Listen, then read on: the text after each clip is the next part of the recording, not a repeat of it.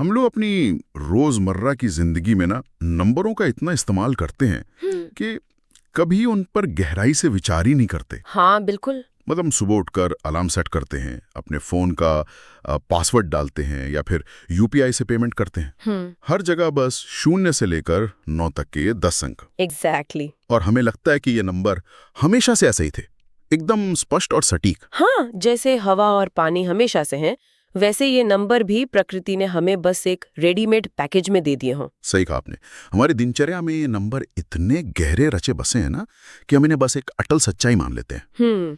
मतलब एक छोटी सी बच्ची भी 3 सेब देखकर तुरंत बता देती है कि ये 3 है। ये हमारे लिए सांस लेने जितना स्वाभाविक हो गया है। लेकिन जब हम आज की इस गहरी छानबीन के लिए दस्तावेजों को खंगाल रहे थे, खासकर जो हमारा मुख्य स्रोत है ना, 3storiesofnumbers.pdf, तो एक बात बहुत साफ हो गई कि इतिहास का ये हिस्सा पूरी तरह से धुंधला है। हाँ, वो तो है। अगर हम पाषाण युग की गुफाओं या प्राचीन सभ्यताओं के खंडहरों में झांकते हैं तो हमारे ये जो साफ सुथरे 0 से 9 तक के नंबर हैं, ये कहीं दिखाई नहीं देते। बिल्कुल नहीं। उनकी जगह हमें मिलती हैं जानवरों की हड्डियों पर कटी हुई अजीबोगरीब लकीरें या फिर मिट्टी की पट्टियों पर बने रहस्यमय प्रतीक। हाँ। और कुछ ऐसे निशान भी जिन्हें समझना आज के किसी बड़े गणितज्ञ के लिए भी आसान नहीं है। और यही वो चीज है जो इस पूरी चर्चा को इतना आकर्षक बनाती है।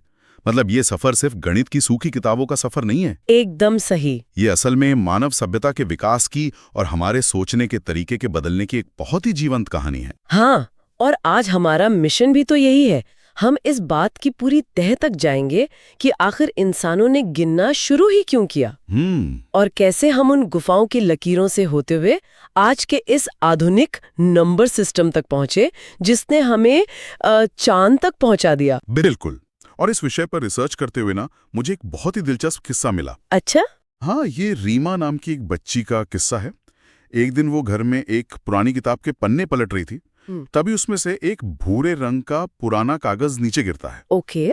उस पर कुछ त्रिकोण और कील जैसे अजीबोगरीब चिन्ह बने हुए थे। ओके। तो उसे लगा कि शायद उसे कोई प्राचीन खजाने का नक्शा मिल गया है। अरे वाह! हाँ, वो दौड़कर अपने पिता के पास गई, लेकिन उसके पिता ने मुस्कुराकर बताया कि ये कोई गुप्त खजाना नहीं है। तो क्या था वो? वो असल में लगभग 4000 साल पुराने मेसोपोटामिया, जो आज का इराक है, वहां के लोगों द्वारा इस्तेमाल किए जाने वाले नंबर थे। कमाल है। और इस कहानी से ना एक बहुत ही बुनियादी सवाल पैदा होता है। क्या? अगर हम आज से 10,000 या 20,000 साल पीछे जाएं, पाषाण युग में, तो उस समय के इंसानों को कोई टैक्स तो भरना नहीं था। हाँ, ये तो है। नहीं उन्हें शेयर बाजार के भाव देखने थे, तो फिर उन्हें इन प्रतीकों की या गिनती की जरूरत ही क्यों पड़ी? चलिए इस गुत्थी को थोड़ा सुलझाते हैं। अगर हम उस दौर के एक इंसान की नजरों से देखें तो उसकी चिंताएं क्या थीं? भोजन और सुरक्षा। एग्जैक्टली। भोजन, सुरक्षा और अपना कबीला। शायद उन्हें यह गिनना होता होगा कि उनके पास सर्दियों के लिए कितना भोजन बचा है। हाँ। या उनके झुंड में कितने जानवर हैं, या शायद किसी दूसरे कबीले के साथ व्यापार करते समय ये हिसाब रखना कि मैंने तुम्हें कितनी खाली दी और बदले में तुमने मुझे कितने भाले दिए। बिल्कुल। और यही नहीं, उन्हें चांद के चक्र का हिसाब भी रखना था। चांद का चक्र? हाँ, पूर्णिमा से लेकर अगली पूर्णिमा तक कितने दिन बीते, क्योंकि इसी से वे मौसम के बदलाव, बारिश और जानवरों के प्रवास की भविष्यवाणी कर सकते थे। ओह अच्छा। तो भले ही उनके पास आधुनिक नंबर नहीं थे, लेकिन उनका जीवन भी डेटा पर ही निर्भर था। तो फिर सवाल ये उठता है कि बिना नंबरों के उन्होंने ये सब गिना कैसे? मैंने इस पर सोचने की कोशिश की। अगर मुझे 100 भेड़ों को गिनना हो और मुझे गिनती ना आती हो तो मैं क्या करूंगा? शायद मैं हर भेड़ के लिए एक कंकड़ या लकड़ी का टुकड़ा एक झोले में डाल लूंगा। एकदम सही तरीका है ना? और जब भेड़ें बाड़े से बाहर जाएंगी तो मैं एक एक लकड़ी अलग रखता जाऊंगा, और जब वे लौटेंगी तो हर भेड़ के लिए एक लकड़ी वापस झोले में डाल दूंगा। हाँ। और अगर झोले में लकड़ियां बच गईं तो मतलब कोई भेड़ जंगल में खो गई है या किसी भेड़िए का शिकार हो गई है। और इसे ही गणित की भाषा में 1-to-1 मैपिंग या 1 से 1 का मिलान कहा जाता है। अच्छा, इसे ही कहते हैं? हाँ, और दिलचस्प बात तो ये है कि यह सिर्फ गिनती नहीं थी। अगर हम इसे गहराई से देखें तो ये डेटा को सुरक्षित रखने का पहला इंसानी प्रयास था। ये इस बारे में नहीं था कि क्या गिना जा रहा है, बल्कि क्यों गिना जा रहा है। मतलब वो सुरक्षा के लिए था? बिल्कुल। वो शुरुआती इंसान अपनी संपत्ति और अपनी मेहनत को सुरक्षित कर रहा था। ये बिल्कुल वैसा ही हुआ जैसे आज के दौर में बिना किसी कंप्यूटर के कोई विशाल गोदाम या इन्वेंट्री चलाना हो। हाँ, एग्जैक्टली। मतलब एक टीवी का डब्बा गोदाम में आया तो मैंने एक लाल पत्थर अपनी टोकरी में डाल लिया। हाँ। डब्बा बिका तो पत्थर निकाल लिया। मुझे ये जानने की जरूरत ही नहीं है कि कुल नंबर क्या है, बस पत्थर और डिब्बे बराबर होने चाहिए। बिल्कुल सटीक एनालॉजी है ये। लेकिन इंसानी दिमाग ना हमेशा शॉर्टकट खोजता है। हाँ। तो कुछ लोगों ने सोचा कि पत्थरों की जगह आवाजों का इस्तेमाल किया जाए। हाँ, मैंने भी यही सोचा कि अगर अक्षरों का इस्तेमाल किया जाए, जैसे पहली चीज के लिए ए और दूसरे के लिए बी मान लिया जाए। हाँ। लेकिन एक मिनट, अगर मैं अंग्रेजी वर्णमाला को लूं तो Z तक जाते जाते तो अक्षर ही खत्म हो जाएंगे। 26 के बाद अगर 27वीं भेड़ आ गई तो उसे क्या नाम दूंगा? और यही सबसे बड़ी सीमा थी। अक्षरों या आवाजों का भंडार सीमित होता है। सही बात है। और अगर आप पत्थरों या लकड़ियों वाले तरीके पर वापस जाते हैं तो उसमें भी एक व्यवहारिक समस्या है। वो क्या? मान लीजिए आपके पास 1000 गायें हैं, तो क्या आप 1000 लकड़ियों का भारी गट्ठर हर जगह अपनी पीठ पर लाद कर घूमेंगे? अरे बाप रे, नहीं। और अगर किसी दिन तेज बारिश में वो लकड़ियां बह गईं, तो आपका तो पूरा बैंक अकाउंट ही साफ हो जाएगा। ये तो सच में एक बड़ी मुसीबत रही होगी। मतलब इंसानों को कुछ ऐसा चाहिए था जो हमेशा उनके साथ रहे। बिल्कुल। और शायद इसीलिए उन्होंने गिनती को अपने शरीर से जोड़ लिया। मैंने पढ़ा था कि पापुआ न्यू गिनी के कुछ लोगों द्वारा शरीर के अंगों का इस्तेमाल होता था। हाँ, वो बहुत दिलचस्प है। मतलब वो गिनती के लिए उंगलियों से शुरू करके कलाई, कोहनी, कंधा और यहाँ तक कि सिर के अलग अलग हिस्सों को छूकर गिनती करते थे। शरीर का इस्तेमाल एक बेहतरीन शुरुआत थी, लेकिन यादें धोखा दे सकती है ना। इंसान को एक स्थायी रिकॉर्ड की जरूरत थी और यहीं से जन्म होता है टैली मार्क्स का। अच्छा, टैली मार्क्स। हाँ, लकड़ियों और पत्थरों को साथ ले जाने के बजाय इंसानों ने हड्डियों और गुफाओं की दीवारों पर लकीरें काटना शुरू कर दिया। और ये कोई मामूली लकीरें नहीं हैं। जब हम दस्तावेजों में पुरातात्विक साक्ष्यों को देखते हैं तो दक्षिण अफ्रीका से मिली लेबुम्बो हड्डी का जिक्र आता है। हाँ, वो बहुत प्रसिद्ध है। ये करीब 44,000 साल पुरानी है। बिल्कुल। मतलब एक बबून बंदर की हड्डी है जिस पर 29 स्पष्ट निशान कटे हुए हैं। वैज्ञानिकों का मानना है कि ये शायद चांद के चक्र को ट्रैक करने का एक कैलेंडर था। और ऐसी ही एक इशांगो हड्डी भी है जो कांगो से मिली है। वो भी कोई 20 से 35,000 साल पुरानी है। सही कहा। जब मैं इन 44,000 साल पुरानी हड्डियों के बारे में सोचता हूं ना, तो मुझे लगता है कि ये पाषाण युग की पेनड्राइव्स थी। अरे वाह। हाँ, जिनमें उस दौर का सबसे कीमती डेटा स्टोर किया गया था। हाँ, ये तो है। लेकिन जब किसी इंसान ने हड्डी पर पहला निशान बनाया तो वो भविष्य के लिए योजना बना रहा था। वो प्राकृतिक पैटर्न को समझ रहा था। वो आने वाले समय की जानकारी को एक भौतिक रूप दे रहा था ताकि उसे बाद में पढ़ा जा सके। तो ये सिर्फ गिनती नहीं थी? बिल्कुल नहीं, ये समय को कैद करने की कोशिश थी। लेकिन यहाँ मुझे एक समस्या दिखाई देती है। क्या समस्या? टैली मार्क्स या जो ये लकीरें हैं, ये छोटे नंबरों के लिए तो बेहतरीन है। अगर मुझे 8 गायें गिननी है तो मैंने 8 लकीरें खींच दी। हाँ। लेकिन अगर किसी के पास 400 गायें हो तो वो हड्डी तो लकीरों से पूरी भर जाएगी। बिल्कुल भर जाएगी। और जब आप उन 400 लकीरों को एक साथ देखेंगे तो वो सिर्फ एक डिजाइन लगेगा। आपको कुछ समझ ही नहीं आएगा कि ये असल में कितनी है। आप एकदम सही जगह पहुंचे हैं। यहीं पर हम इंसानों की एक बहुत दिलचस्प मनोवैज्ञानिक सीमा सामने आती है। कैसी सीमा? कभी आपने ध्यान दिया है कि अगर जमीन पर कुछ कंकड़ पड़े हो या मेज पर कुछ सिक्के रखे हों, तो बिना गिने हम एक नजर में अधिकतम कितने सिक्के पहचान सकते हैं? अगर 2 या 3 हो तो हम तुरंत बता देते हैं। हाँ? 4 या 5 तक भी दिमाग बिना गिने काम कर लेता है। लेकिन अगर 6, 7 या 8 सिक्के हों तो फिर उंगली रखकर 1, 2, 3 गिनना ही पड़ता है। एग्जैक्टली। इस मनोवैज्ञानिक सीमा को ह्यूमन लिमिट ऑफ परसेप्शन कहते हैं। अच्छा। हमारा दिमाग एक नजर में बिना गिने सिर्फ 4 या 5 चीजों को ही आसानी से प्रोसेस कर पाता है। और इसी सीमा ने इंसानों को एक नया आविष्कार करने पर मजबूर किया, ग्रुपिंग यानी समूह बनाना। ओह, अब मैं समझा। हाँ, जब लकीरें बहुत ज्यादा होने लगी तो इंसानों ने उन्हें 2, 5 या 10 के समूहों में बांटना शुरू कर दिया। और यही ग्रुपिंग अलग अलग संस्कृतियों में कितनी अलग रही है।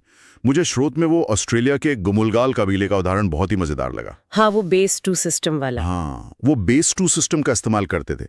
मतलब वे सिर्फ 2-2 के ग्रुप में चीजों को गिनते थे। उनके यहाँ 1 के लिए शब्द है उरापोन और 2 के लिए उकासर। और मजा तो तब आता है जब उन्हें 2 से आगे गिनना होता है। बिल्कुल। मैंने हिसाब लगाया, अगर उन्हें 3 कहना है तो वे कहते हैं उकासर उरापोन यानी 2+1। हाँ 4 कहना है तो उकासर उकासर यानी 2+2। लेकिन सोचिए अगर मुझे उन्हें 5 बताना हो तो क्या कहेंगे? मुझे कहना होगा उकासर उकासर उरापोन। और अगर 25 गायें गिननी हो तब तो इंसान बोलते बोलते बेहोश हो जाए। हाँ बिल्कुल, और यही कारण है कि वे इस झंझट में पड़े ही नहीं। अच्छा। 6 से बड़ी किसी भी संख्या के लिए उनका एक ही शब्द था रास, जिसका मतलब था बहुत सारा। अरे वाह, ये तो आसान हो गया। और ऐसा सिर्फ ऑस्ट्रेलिया में नहीं था, दक्षिण अफ्रीका के बुशमैन और दक्षिण अमेरिका की कुछ जनजातियों में भी बिल्कुल ऐसा ही बेस टू सिस्टम पाया गया। ये इस बात का प्रमाण है कि दुनिया के अलग अलग कोनों में इंसानों का दिमाग एक ही जैसी चुनौती का सामना कर रहा था और एक ही जैसे समाधान निकाल रहा था। So, what does this all mean? मतलब स्पष्ट रूप से दो के ग्रुप बनाना बड़ी सभ्यताओं के लिए काम नहीं करने वाला था। बिल्कुल नहीं। तो जब हम इतिहास में आगे बढ़ते हैं तो रोमन सभ्यता का नाम सबसे ऊपर आता है। उन्होंने आधी दुनिया पर राज किया। तो क्या उन्होंने कोई बेहतरीन नंबर सिस्टम बनाया? देखते हैं। उन्होंने लैंडमार्क नंबर्स का इस्तेमाल किया। अक्षरों को ही नंबर बना दिया। आई का मतलब 1, वी का मतलब 5, एक्स का मतलब 10, सी का मतलब 100। तो क्या ये रोमन नंबर एकदम परफेक्ट थे? इसे ऐसे समझिए, रोमन प्रणाली ने गिनती को बहुत कॉम्पैक्ट कर दिया। हाँ। अब आपको 100 लकीरें नहीं खींचनी थी, बस एक सी लिख देना था। ये उस दौर में इमारतों पर साल दर्ज करने के लिए या राजाओं के फरमान लिखने के लिए बहुत बड़ी प्रगति थी। बिल्कुल। लेकिन अगर हम गणित के नजरिए से देखें तो ये एक भयानक दुस्वप्न था। दुस्वप्न? वो क्यों? चलिए एक प्रयोग करते हैं। ठीक है। अगर मैं आपसे कहूं कि 232 और 413 को जोड़िए। हाँ। हम संख्याओं को एक के नीचे एक लिखते हैं और तुरंत 645 जवाब आ जाता है। लेकिन जरा इसे रोमन में जोड़ने की कोशिश कीजिए। ओके।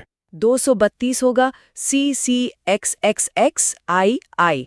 और 413 होगा CCCCXII।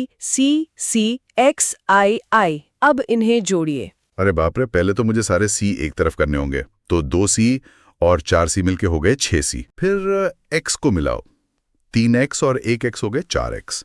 फिर I को मिलाओ। ये तो गणित कम और कोई पजल ज्यादा लग रहा है। और ये तो सिर्फ जोड़ना था। सोचिए अगर आपको रोमन नंबरों में गुणा या भाग करना हो तो क्या होगा? वो तो शायद बिना किसी टूल के हो ही नहीं पाएगा। बिल्कुल। बिना एबिकस जैसे विशेष टूल के आम व्यापारी के लिए अपना हिसाब किताब करना लगभग असंभव था। जैसे जैसे दुनिया आगे बढ़ रही थी, व्यापार वैश्विक हो रहा था, खगोल विज्ञान विकसित हो रहा था, ये रोमन सिस्टम वैज्ञानिक प्रगति के पैरों में पड़ी एक बेड़ी बन गया था। समझ सकता हूँ। दुनिया को एक ऐसे सिस्टम की सख्त जरूरत थी जो लिखने में आसान हो और जिससे बड़ी बड़ी गणनाएं चुटकियों में की जा सकें। और here's where it gets really interesting. मतलब अब जो बात सामने आती है ना, वो सच में आश्चर्य में डाल देती है। बिल्कुल। क्योंकि दुनिया को जिस चमत्कारी सिस्टम की तलाश थी, वो किसी यूरोपीय प्रयोगशाला में नहीं, बल्कि सदियों पहले भारत के आश्रमों और गुरुकुलों में आकार ले रहा था। हाँ। आधुनिक नंबर सिस्टम जिसका हम आज हर सेकंड इस्तेमाल करते हैं, उसका जन्म भारत में ही हुआ था। एकदम सही। अगर हम प्राचीन भारतीय ग्रंथों को खंगालें तो यजुर्वेद संहिता में ही हमें 10 की घातों यानी पावर्स ऑफ 10 के आधार पर संख्याओं के स्पष्ट नाम मिलते हैं।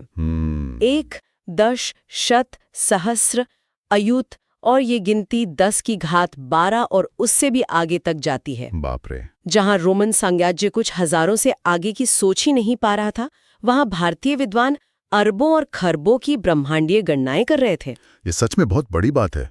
रोमनों के पास लाखों या करोड़ों के लिए कोई अलग प्रतीक ही नहीं था। बिल्कुल नहीं। और भारत में न सिर्फ नाम थे, बल्कि लगभग 2000 साल पहले 0 से लेकर 9 तक के वो 10 अंक भी विकसित हो चुके थे। हाँ, और इसका सबूत भी है हमारे पास। हाँ, 3री शताब्दी ईस्वी की बख्शाली पांडुलिपि में पहली बार 0 को एक बिंदु के रूप में देखा गया। और फिर 499 ईस्वी में महान गणितज्ञ आर्यभट्ट ने इसी 10 प्रतीकों वाले सिस्टम का इस्तेमाल करके पृथ्वी की परिधि और ग्रहों की गति जैसी जटिल खगोलीय गणनाएं कर दी। भारतीय विद्वानों ने ना 2 ऐसी क्रांतियां की जिन्होंने गणित का पूरा ढांचा ही बदल दिया। कौन सी 2 क्रांतियां? पहली क्रांति थी 0 का आविष्कार। रोमन सिस्टम में कुछ भी नहीं को दर्शाने के लिए कोई प्रतीक ही नहीं था। हाँ, ये तो है।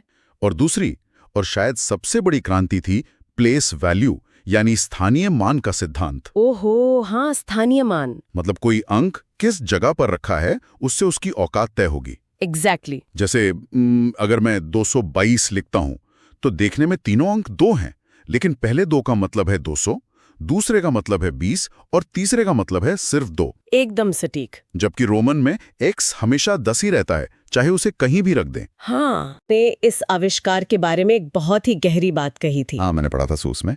उन्होंने कहा था कि सिर्फ 10 प्रतीकों का उपयोग करके हर संभव संख्या को व्यक्त करने का ये भारतीय तरीका इतना सरल और आसान है कि आजकल हम इसके महत्व को भूल ही गए हैं। बिल्कुल। ये इतना शानदार था कि इसने अंक गणित को मानव जाति के सबसे उपयोगी आविष्कारों की कतार में सबसे आगे लाकर खड़ा कर दिया। लेप्लास की ये बात हमें ये याद दिलाती है कि जो चीज सबसे ज्यादा कारगर होती है वो अक्सर इतनी सरल हो जाती है कि हम उसे साधारण मान लेते हैं। सही कहा। लेकिन शून्य और स्थानीय मान का ये संयोजन कोई साधारण बात नहीं थी।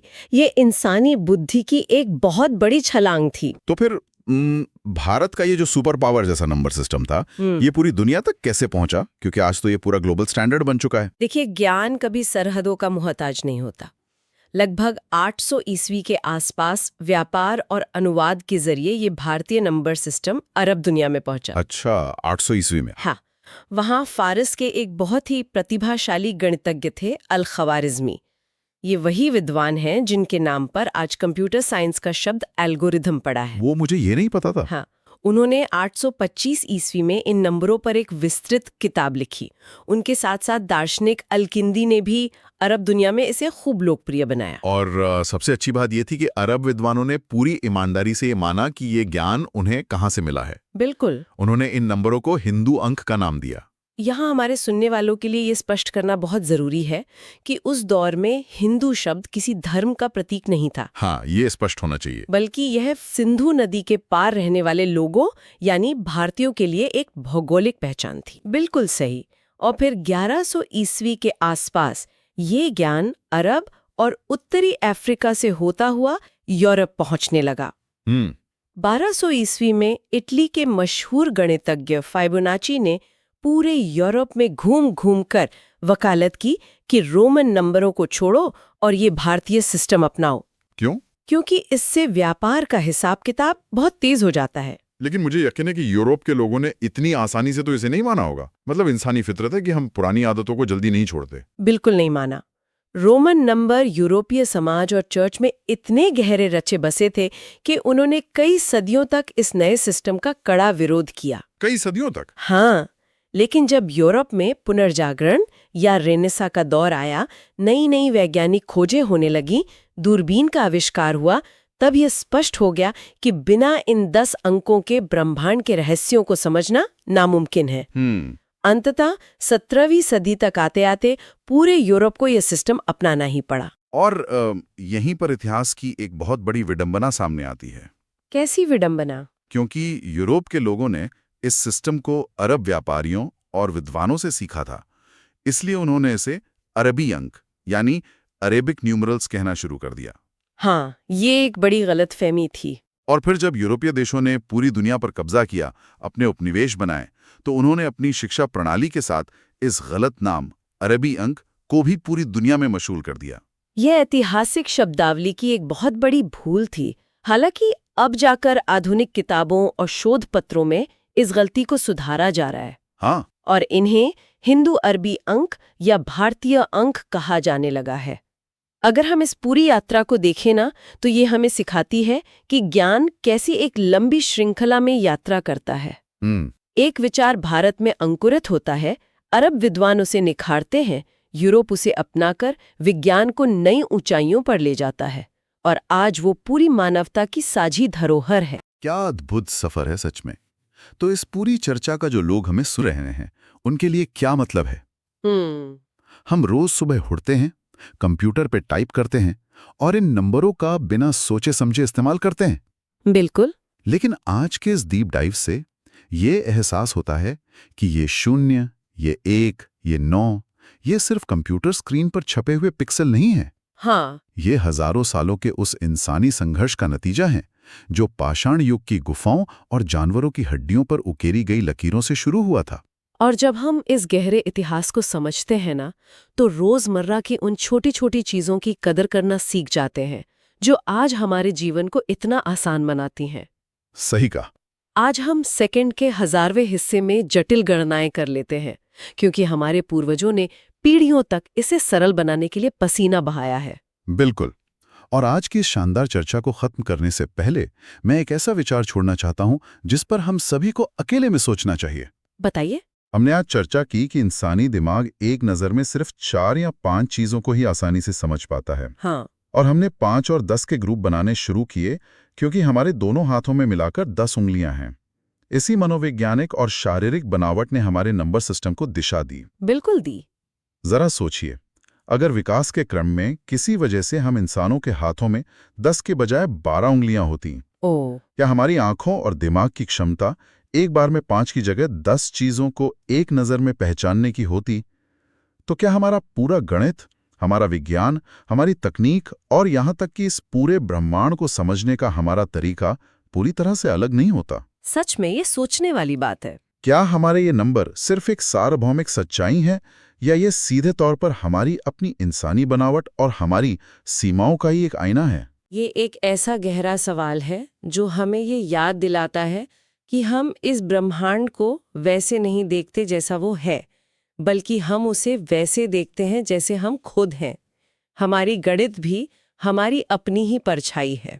इसी दिलचस्प विचार के साथ आज की इस यात्रा को यहीं विराम देते हैं। अगली बार जब आप अपने फोन पर कोई नंबर डायल करें ना, तो उन पूर्वजों की लकीरों और प्रतीकों को जरूर याद कीजिएगा जो आज आपकी उंगलियों के इशारे पर पूरी दुनिया चला रहे हैं।